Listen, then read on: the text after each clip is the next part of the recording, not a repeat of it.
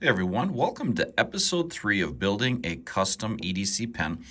Where we left off on episode 2 was we had a single spring in the middle of our little actuator part of the mechanism here.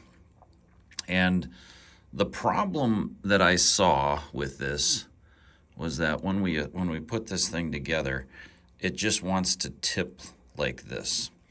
And so I thought, why not make it with 2 springs? So you guys have seen the machining already. So this is what I ended up doing, making it with 2 springs like this.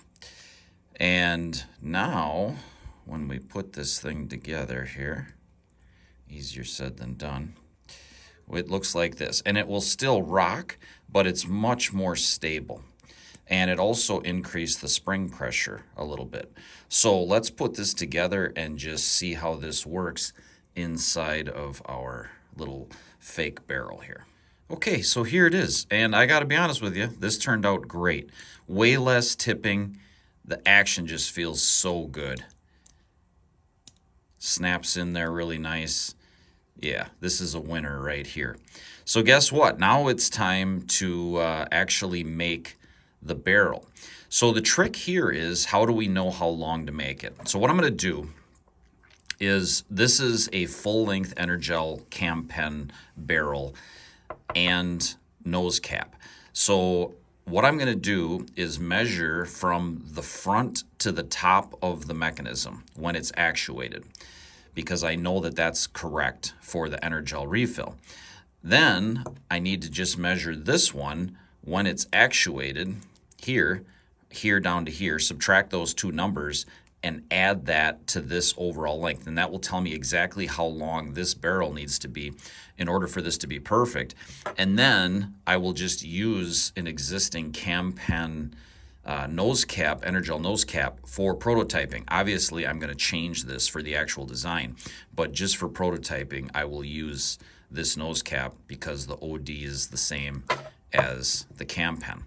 So that's what the plan is. Let's get the barrel made. Now, this barrel will be made out of titanium, so you won't be able to see any of the machining, but I'll be back in a second to show you how it all turned out. So I thought it'd be really cool to put this thing completely together on camera so you can really see how this thing goes together.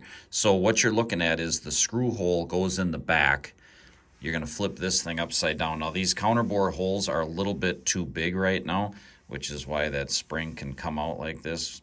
So I will definitely make that tighter so it's easier to put together. And then that just goes up in there and you just sandwich it together like so, okay? Now you're gonna take and compress it so it's squeezed together and this mechanism just slides down inside of here. Now you can take the refill and you can just push it and you can see how it's gonna snap up into there, and you want to go a little bit, push it a little bit farther forward so you have access. Now if it's crooked, you can just take the refill and twist it like this to get it centered so that the slot is in the middle, which right now it's tipped down just a little bit, so we'll just tip it a little bit that way. And now we can take and put this guy on. Now obviously this is going to be a clip in the real version. This is a T8, just like our cam pen. So we'll screw that on there. And now we have that. Now for the big moment. So we're going to put the Energel refill in. This is really hard to do this through the camera. I apologize for the fumbly fingers here. Okay, that looks good. That looks good.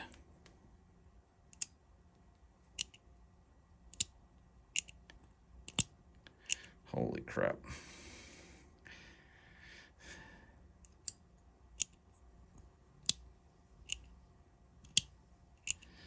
So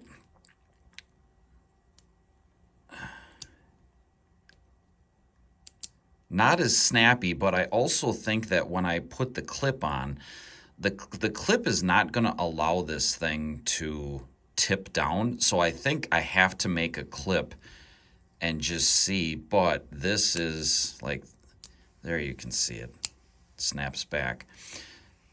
Yeah, look at that. I think the stick out is really nice. Yeah. Very, very, very, very pleased with this.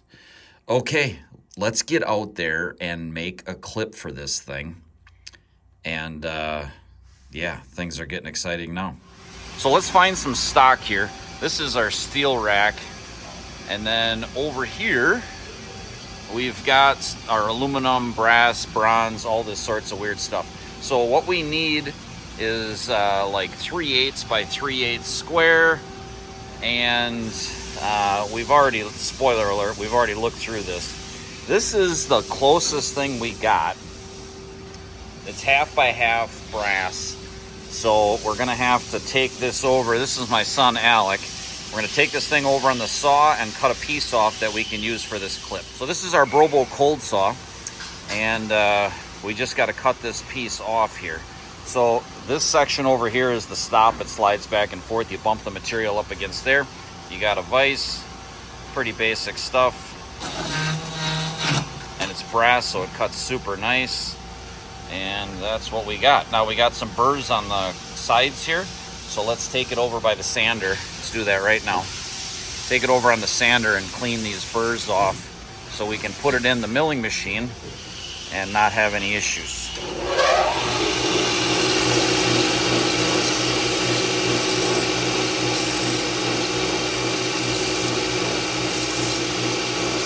So this is the machine we're going to use for the clips. This is a milling machine. So up in here, you have a tool, and that tool rotates. Up here, you have all different tools that you can put in, and it'll change automatically. This table moves back and forth this way, and the head moves up and down. So that's called a 3-axis. And this one's kind of unique because it has a pallet changer. So this entire table goes into here, and then that table can come into here. So you can have more vices set up, different parts that we run all the time. They can be set up on here, and you just got to call up the table and you're good to go.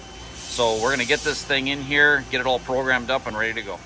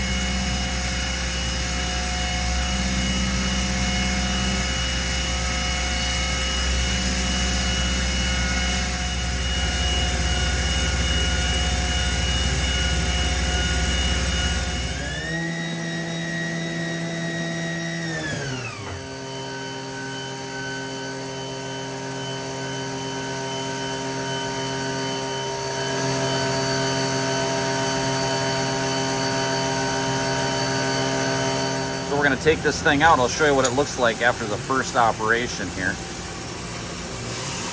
So you can see the stock. We got the start of the clip here. Got the hole for the bolt. So now we're going to put it in on the second side and run that. So here it is in the vise, and you can see this little stop. That bumps off of that little spud back there. That locates it this way in the machine, so the machine knows exactly where it is, and then we just grab on it. And because it's off to the side, we have to put another one in on this side, otherwise the vice jaws will tip when we grab on it.